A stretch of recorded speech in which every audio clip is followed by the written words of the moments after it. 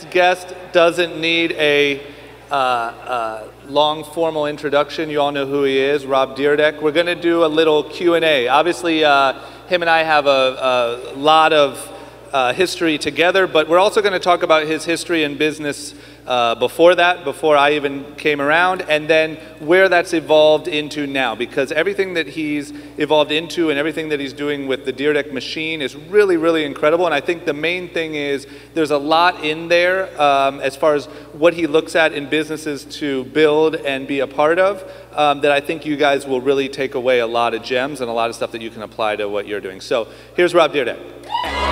Hey, I'm on vacation every single day, every single day,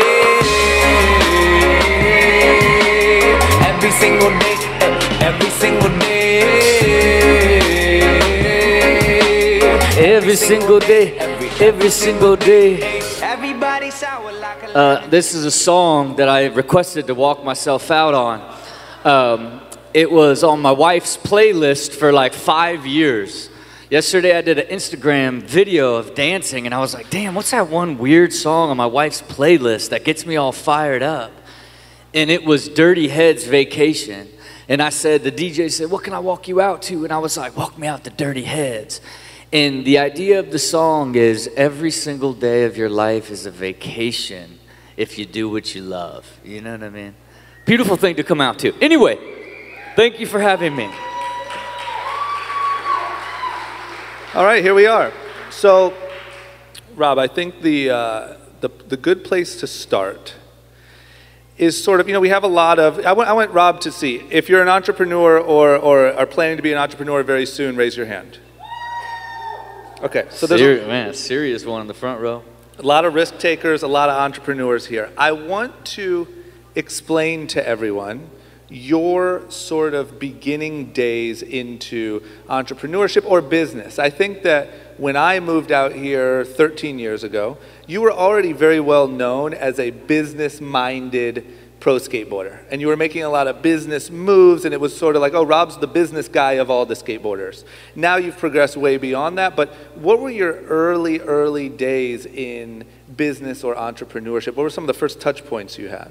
Well, when I was 11 years old, I called the skate shop and said they were having an event. And I said, if I get 10 people to come to the event, will you allow me to skate for free? They had a mini ramp in the back of that skate shop. So I just cold called them and said, look, if I get people to pay to be to your event, can I come skate? And they were like, this is so random. Why don't you just come down? We'll let you skate.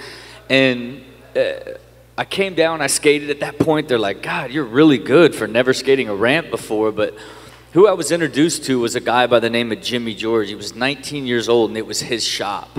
And as I got really good, and he kind of took me under his wing, all he did was start company after company. He started fashion retail stores and multiple skate shops. He started a distribution company. He threw a huge pro skateboarding contest called the Ohio Skate Out.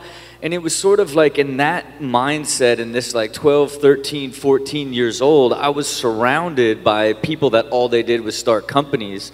So it felt like in my mind that was also what I was supposed to be a part of, right? And as I became better at skateboarding and turned pro, then the group that from Dayton that I grew up with skating all started the Alien Workshop, and I was there when we named it and watched them build the entire company and all that. And then everyone around them, Mark Heinzman, built a clothing company and all this stuff. So to me, it was like in my DNA, I was raised by these weird entrepreneur wolves and just assumed that I was supposed to start a company too. And then at 17 years old, after I quit high school and moved to California, the very first thing I did was build a company, right? And that was a truck company called Orion Trucks. And I was super into conspiracies when I was 17. I was reading the Orion Prophecy. And I was like, oh, that's a good name for a brand. And I had put together all the best pro skateboarders in the world and went to a manufacturer and said, here's the concept for a new truck company and all the pros that'll come along. And I did all that and launched my first company, Soup to Nuts, entire brand. And I got 0.5% of sales and $500 a month. And I was like, I made it. I'm a fucking. That was because that's the deal that you did? Yeah, I don't know anything about business. I was just had the wherewithal and the drive to like, I'm gonna create a business, but I didn't, now you quit high school, you're uneducated on what business, money, any of that aspect. You're really now a creator, right? Your mind is like, I'm gonna put this whole piece together. You're a network, you got all the skaters, you found the manufacturer, you put the whole thing together, but I was still too young to fully understand what would have been the right deal for me to do all that in the first place. And then after that, I mean, you started a skateboard company called Seek.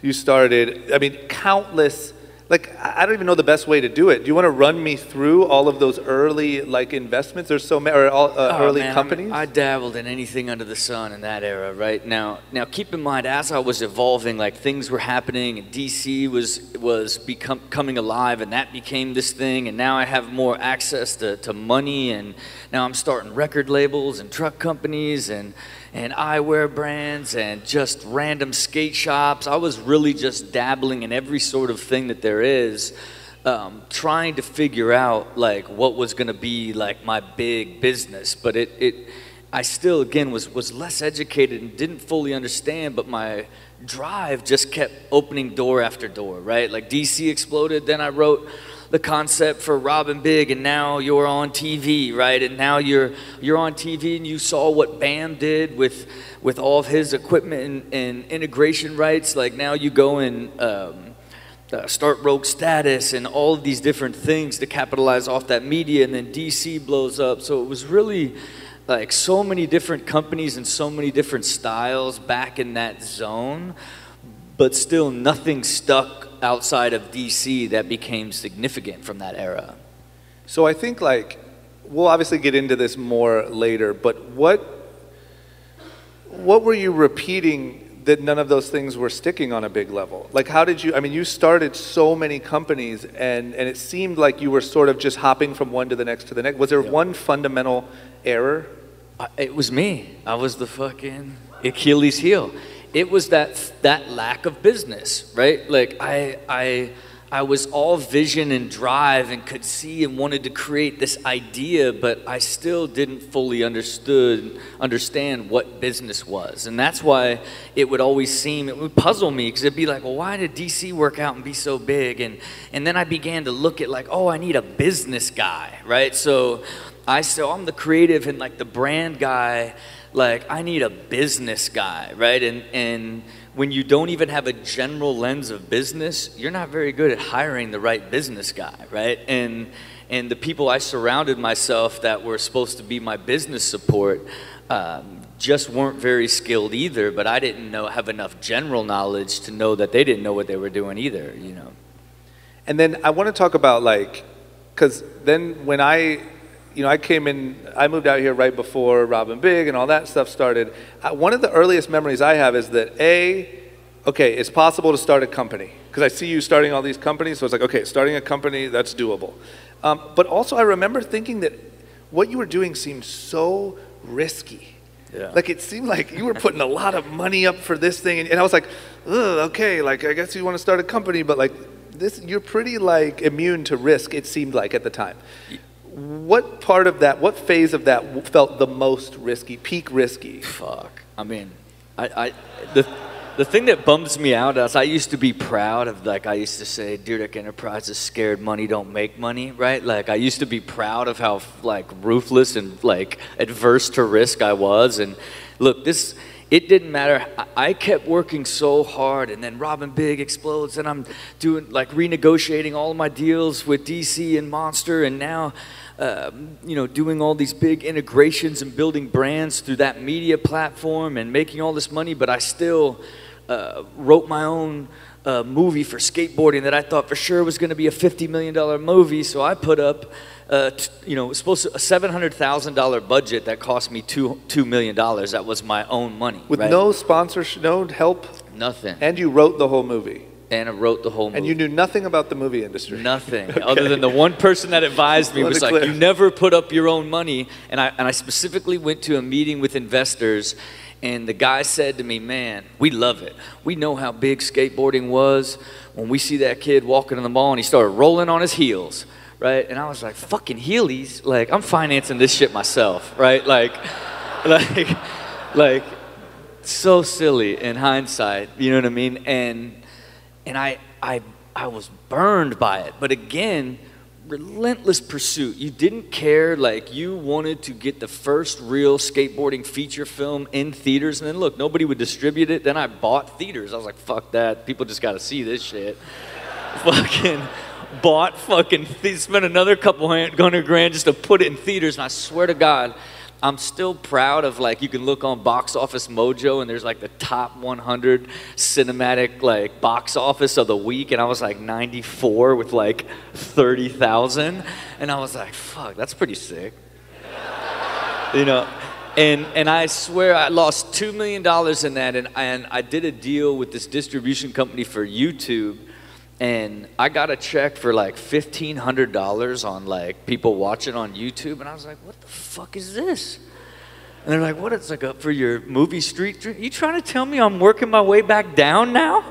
I got $1,500 towards the $2 million, and I've gone on to make almost $7,000 off that $2 million. So, but again, what's the through line? I didn't understand the business of it. I was, this has never been done for skateboarding. I want to create it. I wrote it. I'll put up my own money. And I did the same thing with Street League. I did the same thing with, you know, like as I launched that thing, the whole world was like that. Like especially the NBCs that were doing the Do Tour and the ESPNs with X Games, they were like, "Fucking good luck." Like there's no way you're gonna be able to pull this off and get the sponsorship dollars. And I was like, "This is crazy." Like, of course I am, right? Like, got all the best pros in the world. And I did, right? And then they were just like, "Wow, what the fuck," right? And so to me, it was still this like deep effort and like just relentless drive. And even when we built Fantasy Factory, you know, I put up literally, like, to make it extra sick, like the budget again was $300,000, and I fucking spent like 800.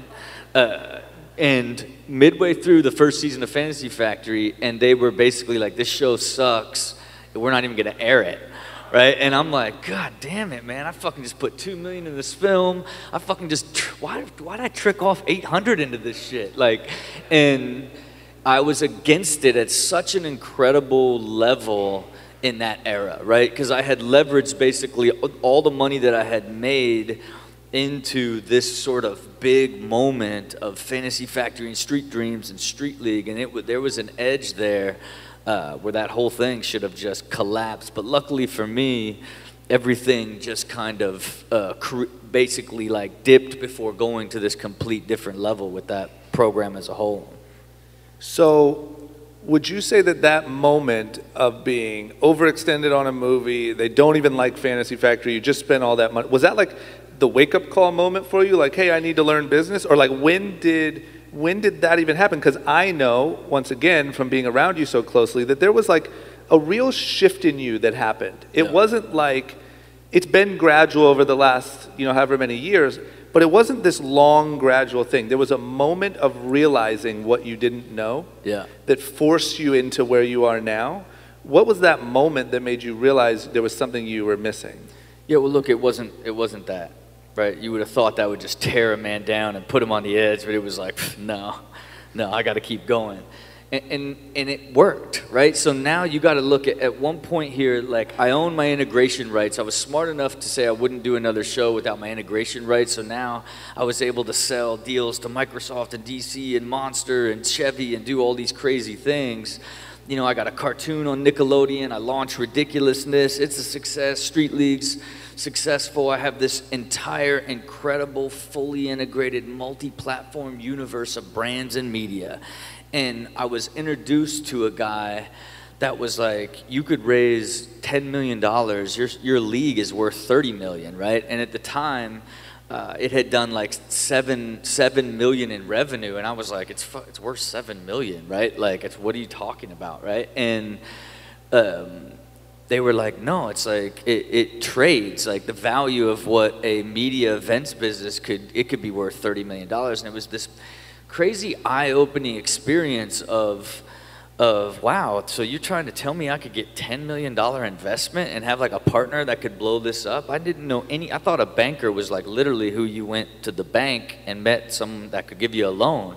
I knew nothing about investment banking, nothing about venture, anything. And as I began to go out and pitch my league to get an investment and pitch myself as this fully integrated multi-platform universe of brands and media, they were like, we want a piece of everything you do. And I was offered a 360 deal.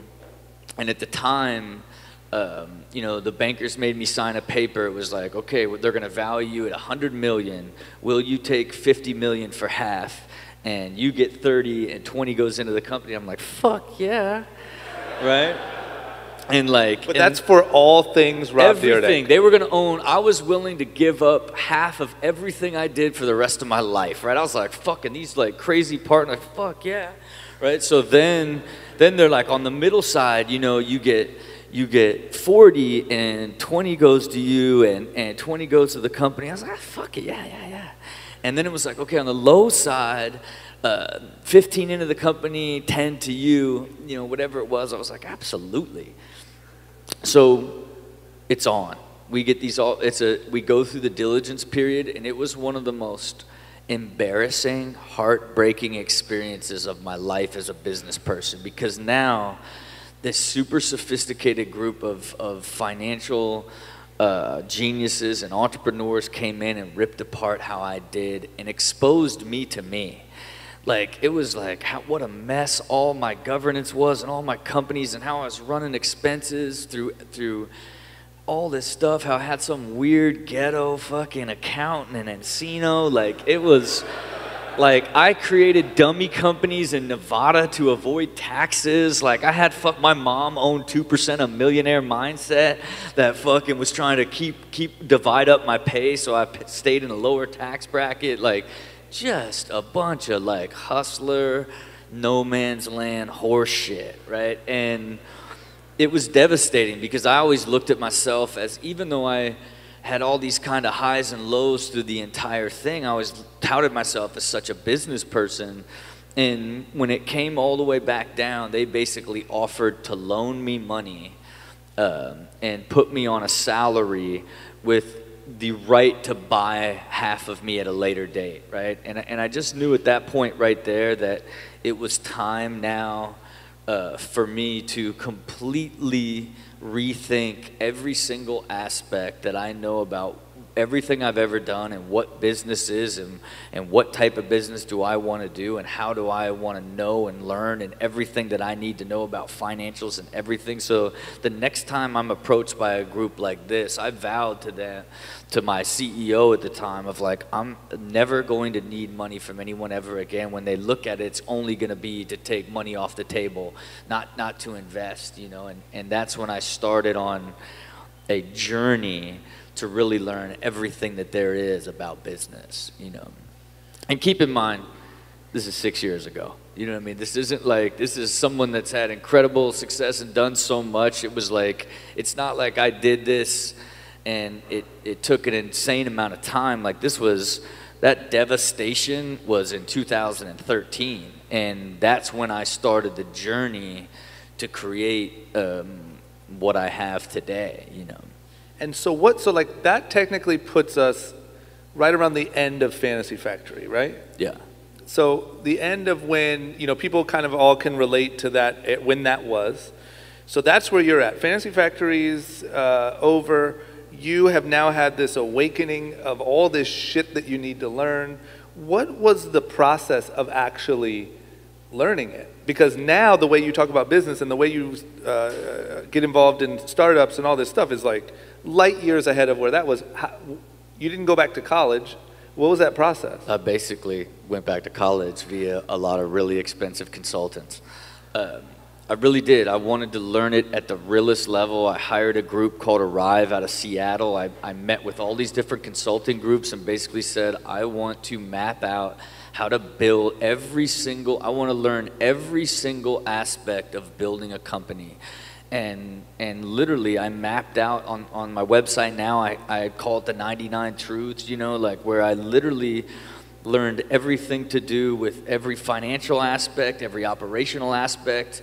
Already understood brand stuff, but created a more elevated way of even looking at how it integrates into marketing. And really, I read a book called Start at the End. And it was a business book that's really like decide what you want out of a business before you start it and then build the map to achieve it. And that really changed my entire mind and everything. And from that point forward, I completely changed the way that I looked at business and what I expected to get out of it. And ultimately, it made me look at everything that I was doing in that entire era and clean everything out. Like, I literally gave away almost every single company that I had, and everything that didn't connect back to sort of this clear path to liquidity or some sort of an exit event. Like, I just got rid of it. And in 2016, I had finished fully developing my business system, if you will, that is the Dyrdek machine.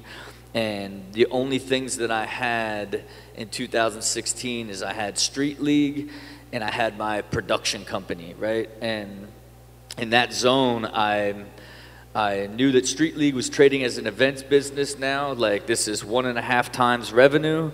And so we turned it to an SVOD platform and a media business that goes from doing 4 events a year to 100 live events, and moved it from being worth 12 million to 35 million just by doing that, and raised 10 million to launch that SVOD platform.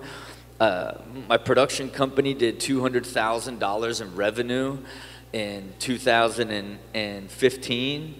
I sat with a guy that sold his company for $150 million, and he laid out like how structurally how he put this together and what needed to happen for it to happen. And then I designed it identically, and we did $50 million the next year, right? And in the sense of the first 2 things that I changed once I got into this mentality of like, building what your intent is out of each thing that you build, and what do you expect to achieve out of it, what value you're creating, and ultimately where is it heading in the scheme of your businesses, right? So if that happened in 2016, then at that point I just went on a firing frenzy of chaos.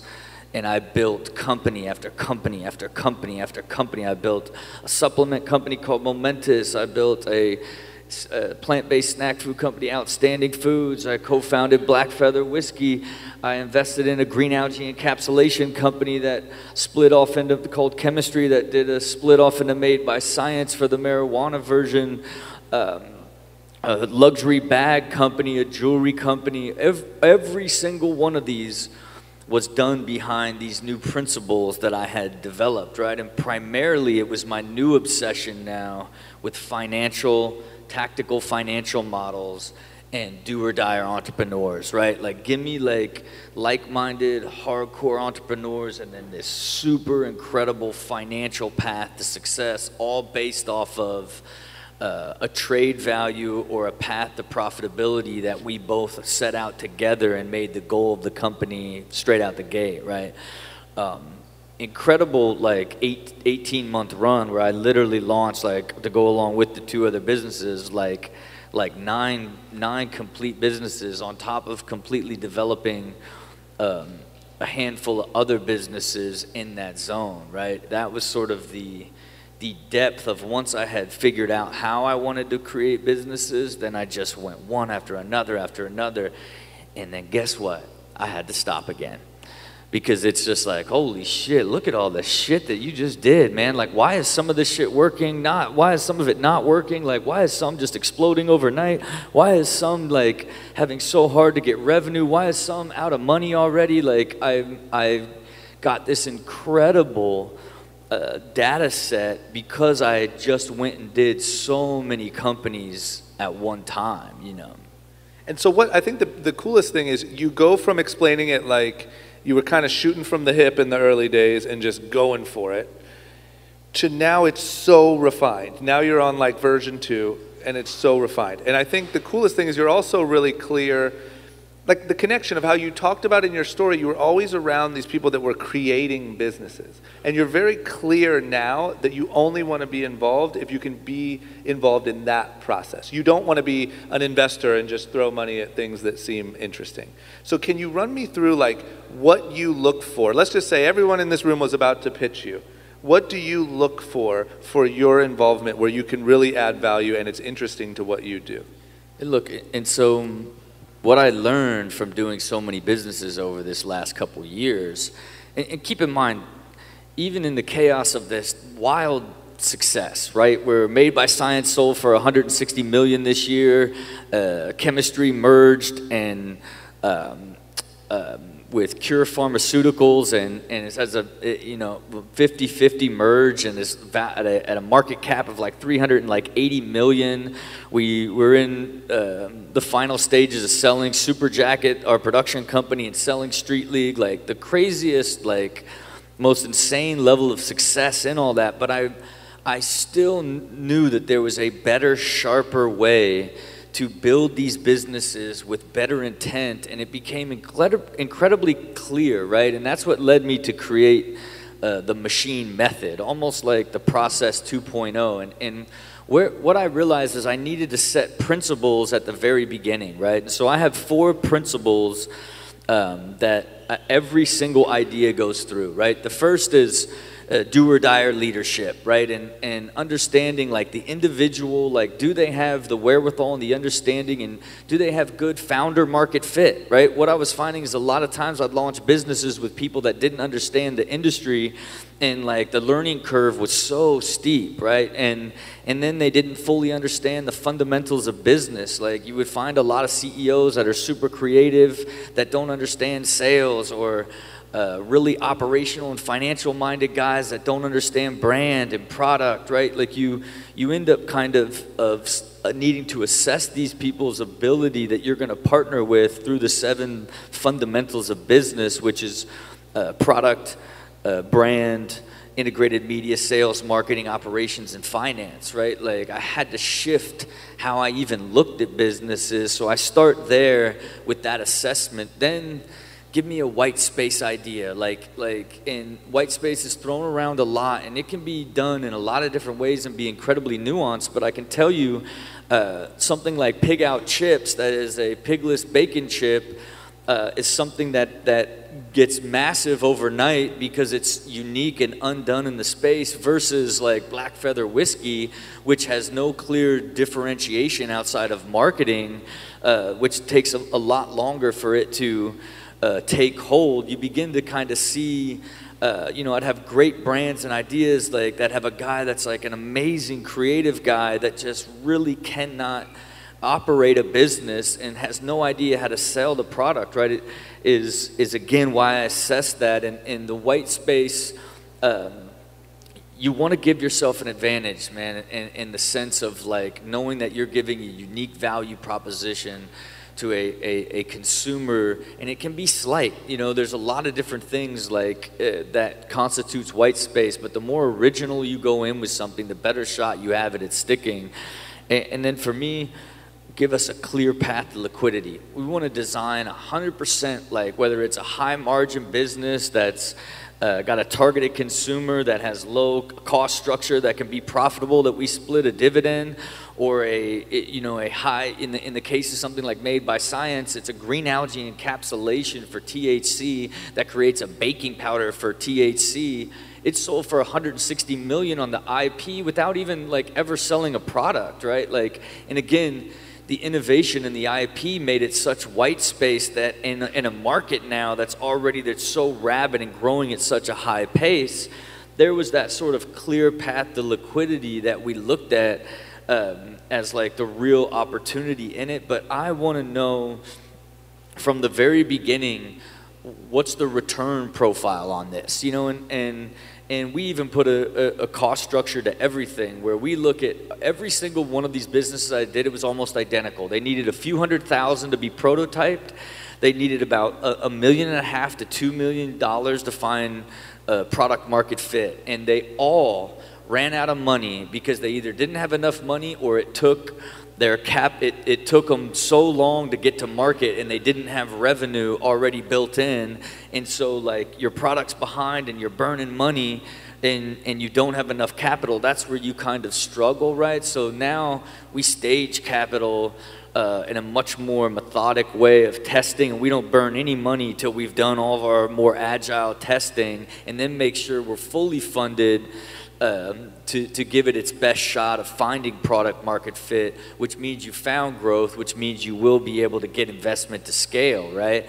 And then for us, we come in as co-founders, we set a price, and we invest along the way, and we say, hey, this business trades at 3 times revenue. We want to get it to 30 million and sell it for 100 million in 5 years.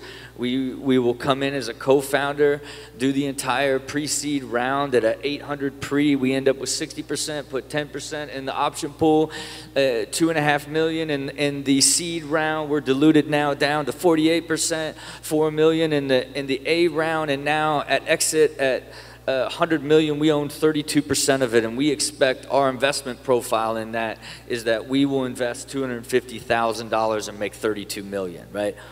Super fucking sophisticated now from a guy that didn't know business, right? And that lens is how we look at everything. And then our fourth principle is unfair advantages that lead to revenue, right? Why was I able to do to take a company from 200,000 to 50 million in 1 year? It's because of my relationship with the network, and I had a television show, right? So I could just say, well, I negotiated to get the actual unfair advantage that I could negotiate and own the production and put it into the production company, and all the relationships I had to be able to go and sell shows. It's like anytime you can have like not just unfair advantages in the market, but unfair advantages that lead to revenue is really everything that I look for. And then as I go to build it, like I do not build anymore unless, you know, I call them the elements, and it's customer led, like using who you're creating it for and where do they live, and that informs like the brand design, that informs the product design, that informs the media strategy, that informs the marketing, that creates the sales strategy, that's bound together by the operational and financial plan, all pieced together by a leadership team that understands all of these 7 core fundamentals. That's how I look at a business now and how I design it before I ever put a dime in.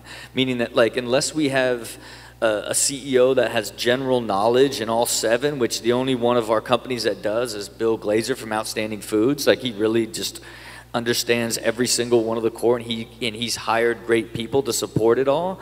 Then we wait. Right? We wait till we have someone who's there that can fill. Like a lot of times we have a creative CEO that's a great product and brand person that doesn't understand sales and marketing, so we'll try to find a sales and marketing person, then a director of operations that has a financial background to kind of fill out that sort of core leadership engine to manage the seven core fundamentals before we actually even launch the business, right? And again, it becomes this much more beautiful sort of process in creating it, because it's like you're still making all these agile, hardcore moves that come with launching a business because it's incredibly difficult, but your foundation now is set up for you to have a lot better chance of finding success than if you do what I did my whole life, what most everybody in here is going to go for.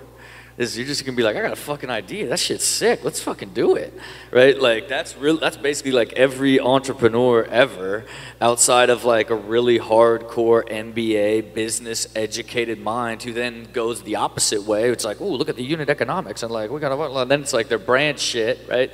Like that's sort of the world of what creating businesses looks like, and the range of how it can be done. And for me, I just want to become a master of curating individuals and ideas from an idea stage. Like, I just love talking to someone about, like, damn, that would be sick. Then let's go to the data and then look at the market and just begin to shape it and evolve this. Then look at the unit economics and how do we build this as a high margin and decide, like, is this an omni-channel or direct to consumer? So how are we going to get earned media and unfair advantages to bring down customer acquisition costs and create demand creation in order to drive this business to become successful at a quickly efficient way? Because business, I swear to fucking God, is only fun when the shit works. Like, I swear, it is like, everybody talks about, like, oh shit, it's the grind, man, we grind. Yeah. Like, I mean, from the guy who came dancing out to my occupation is vacation. Yeah, like, when the shit's fucking working, everybody's like, sales, when you're fucking selling shit, everyone's like, fuck, we fucked up. You can fuck up all day long, but as long as you're fucking selling stuff, it's really, really enjoyable. But it's fucking, the hard work is worth it when it's working. When you keep running into a fucking wall and you don't understand why it's not working, it's one of the most, like, painful experiences as an entrepreneur, because you keep, like, you don't take the time to sort it out because you're too in the fire trying to survive, right? Like, that's sort of the problem of if you enter the game lacking any of those 7 fundamentals, because lacking any of them could be detrimental to a business. And I'll give you an example about you. Give you an example about me? you. Yeah. Okay. So, to give you an idea of, like, where my principles apply to Young and Reckless, right? It's like, you know, you were the idea and the brand and the creator, right? It's like, I have this concept, you know, like, and then what was the unfair advantage to create revenue was ultimately the media, right? So you had this platform where you could create a product. You went out and found 2 operators, right, that were also sales-focused guys that already had the experience, and D had the discipline of having this crazy margin discipline, right, of demanding a 60% margin, and so what it allowed you guys to do is your customer acquisition and demand creation was 0. Right? Because you had the integrated media already from the television, it was on a focused consumer. You built the brand and product for a focused consumer. Those guys handled the operational and financial side.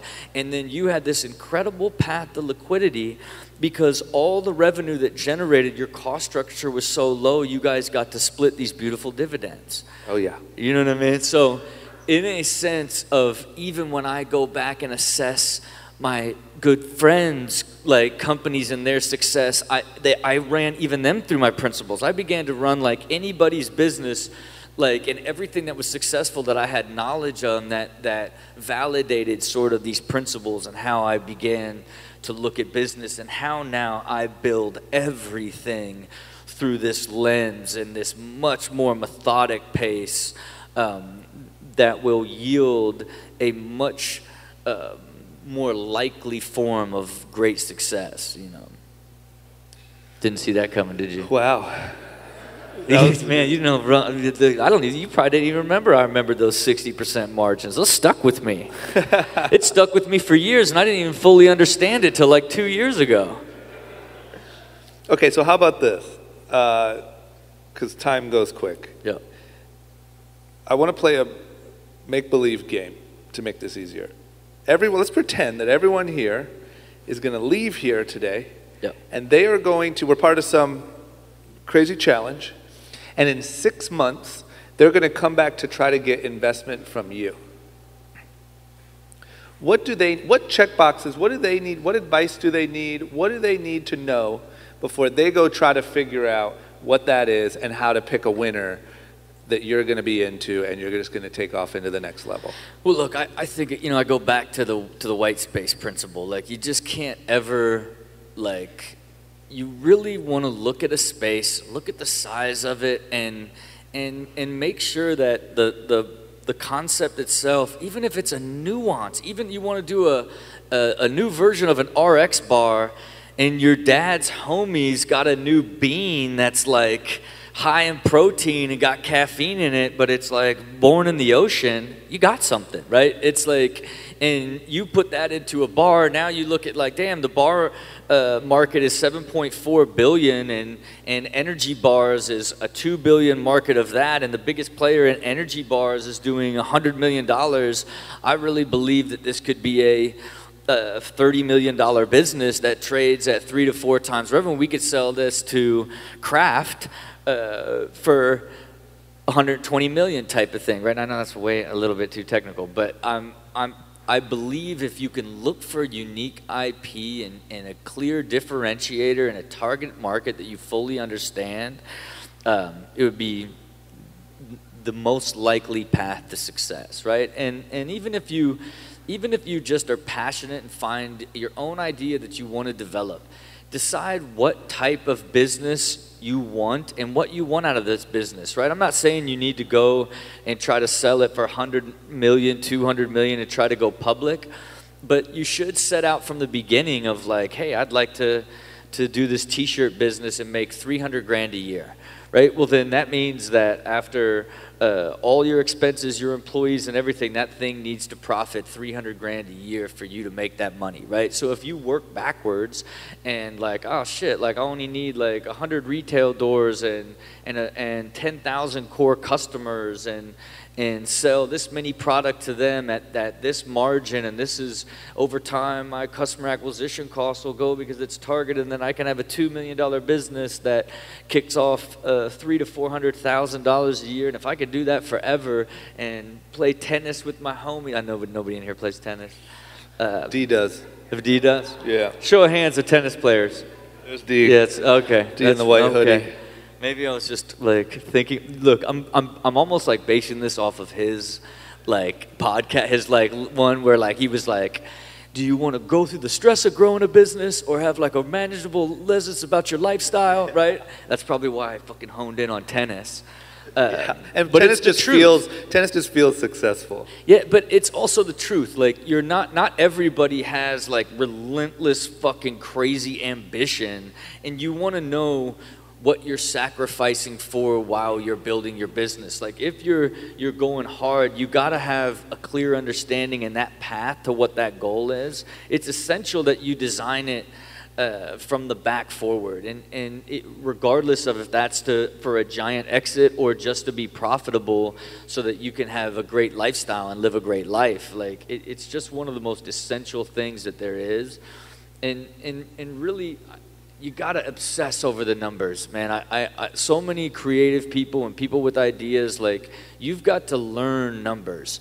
You've got to like teach yourself what the actual core foundational financial elements of your business that will determine its success, because it's the only way that you could begin to wrap your head around how you would make your creative moves inside what's really smart, right? And it's the more you learn it, like the more you will just be able to judge where you're at and make adjustments inside that to ultimately achieve what you would hope to achieve with whatever you're creating. That's all the time we got. That's it, man. Anybody got any good ideas, just let me know. Thank you.